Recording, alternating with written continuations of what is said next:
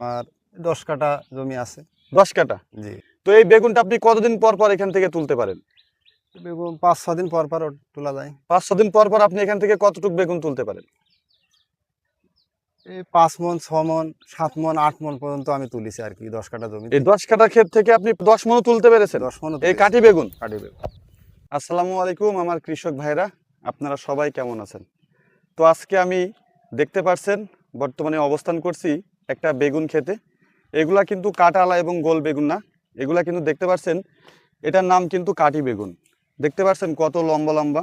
সব থেকে বড় বিষয়, আমার ভিডিওর মাধ্যম দিয়ে কিন্তু আমি আপনাদেরকে প্রতিদিন এবং নিয়মিতভাবেই কৃষকদের সম্পর্কে, নতুন নতুন চাষ সম্পর্কে আপনাদেরকে জানানোর চেষ্টা করি।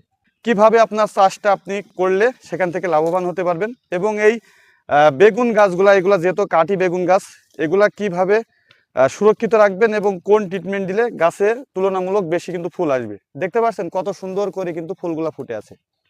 তো আমার এই কৃষক ভাইয়ের কাছ থেকে অবশ্যই আপনাদেরকে জানানোর চেষ্টা করব কাঠি বেগুনটা কত দিনের চাষ। আসসালামু আলাইকুম ভাই। ওয়ালাইকুম আসসালাম। ভালো আছেন? জি। একটু জোরে বলবেন, যাতে আসলে আমি প্রতিনিয়ত চেষ্টা করি কৃষকদের সঙ্গে কিছু কথা বলে আমার আরেক কৃষক ভাইকে উৎসাহিত করতে, যে তারা আসলে চাষটা করবে কিনা। তো প্রথমে আপনার কাছ থেকে জানার চেষ্টা করব, আপনার নামটা কি? আমার নাম মোহাম্মদ মনিরউদ্দিন। মনিরউদ্দিন। জি। আপনার বাসা কোথায়? আমার বাসা কুশুডাঙ্গা। কুশোডাঙ্গা।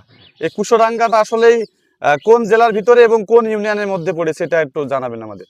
এই কুশুডাঙ্গা চুয়াডাঙ্গা জেলা, বদ্ধবেলা ইউনিয়ন, 7 নম্বর ইউনিয়ন।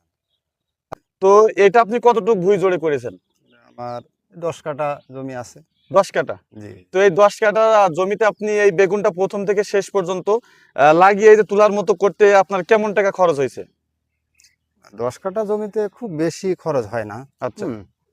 দেখা যাচ্ছে যে 5-7 হাজার টাকা খরচ করলেই বেগুন মানে তোলার মতো হয়ে যায়। তো এই বেগুনটা আপনি কতদিন পর পর এখান থেকে তুলতে পারেন? বেগুন 5-6 দিন পর পর তোলা যায়। 5-6 দিন পর পর আপনি এখান থেকে কতটুকু বেগুন তুলতে পারেন? এই 5 মণ, 6 মণ, 7 মণ, 8 মণ পর্যন্ত আমি তুলেছি আর কি 10 কাঠা জমিতে। এই 10 কাঠা ক্ষেত থেকে আপনি 5 মণ, এক কথায় 10 মণও তুলতে পেরেছেন 10 মণও এই তুলেছি। কাঠি বেগুন? কাঠি বেগুন। বন্ধুরা, আপনারা কিন্তু অবশ্যই বুঝতে পারছেন 10 কাঠা ক্ষেত থেকে কিন্তু আমার এই কৃষক ভাই 10 মণ পর্যন্ত কিন্তু এই কাঠি বেগুন তুলেছে।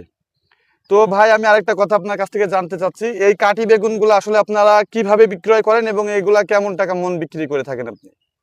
মানে 30-40 প্রথম বেচা কেনা হয়েছে, এখন 15-20 এরকম বেচা কেনা হয়। এমন বেচা কেনা হচ্ছে? এইখানে ব্যাপারী আছে, এদের কাছে আমরা দিয়ে দিই, গ্রামের ব্যাপারীর কাছে দিয়ে দিচ্ছেন? জি। তো আপনার এই কাঠি বেগুন গাছগুলা যেহেতু আমরা কিন্তু খুবই কম দেখে থাকি, আমাদের এলাকায় কিন্তু, আমাদের অঞ্চলে কিন্তু বেশিরভাগ গোল বেগুন করে, কাটা বেগুন করে। আর সেই ক্ষেত্রে আপনি যেহেতু কাঠি বেগুনগুলা দেখতে পাচ্ছি আপনি খুব সুন্দরভাবে রোপণ করেছেন এবং সেখান থেকে কিন্তু আপনি বেগুন তুলছেন, এবং আপনার গাছে কিন্তু অনেকগুলা কিন্তু এখনো ফুল এসেছে, এবং সেখান থেকে কিন্তু মনে হচ্ছে যে আরো বেগুন আপনি এখান থেকে সংগ্রহ করতে পারবেন। তো সেক্ষেত্রে আপনার কাছ থেকে আমি একটা বিষয় জানতে চাই, এই কাঠি বেগুন আপনার তুলনামূলক যদি আমরা একটু বেশি ধরাতে চাই এবং ফুল যদি আমরা ধরে রাখতে চাই, আমরা কিন্তু অনেক সময় দেখে থাকি গাছ আছে কিন্তু সেখানে ফুল এবং ফল পাওয়া যায় না। তো আপনি কি ট্রিটমেন্ট নেওয়ার ফলে আপনি এই বেগুন 10 দিন পর পর আপনি এতগুলা করে এখান থেকে সংগ্রহ করতে পারছেন? কোন ট্রিটমেন্টের ফলে আমরা এই বেগুনগুলো এইভাবেই সুরক্ষিত রাখতে পারবো এবং গাছগুলো ভালো রাখতে পারবো, এবং এখান থেকে বেগুন আমরা বেশি পাবো তুলনামূলক?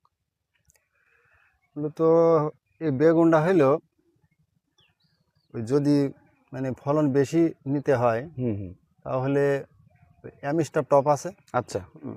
ওটা পচার গ্রুপের ওষুধ। হুম হুম। তো অ্যামিস্টার টপটা দিলে পরে এই গাছগুলা শক্ত হয়ে যায়। হ্যাঁ, শক্ত হয়ে যায়? গাছগুলা শক্ত হয়ে যায়, তখন খুব দ্রুত ফুল জালি চলে আসে, দ্রুত ফুল জালে চলে আসে। আর বেগুনের বীজ তো মেলা রকম আছে, যে যেরাম পারে সেই সেরাম দেয়, কিন্তু অ্যামিস্টার টপে এটা খুবই মানে কার্যকারী একটা বিষ। কার্যকরী একটা বিষ। আর এই যে বেগুন এখন এই যে কটা, এবছরে কিন্তু বেগুন হলো গতবার কুড়মুড়ে হয়ে গেল, আর এবছরে বেগুন হলো কটা।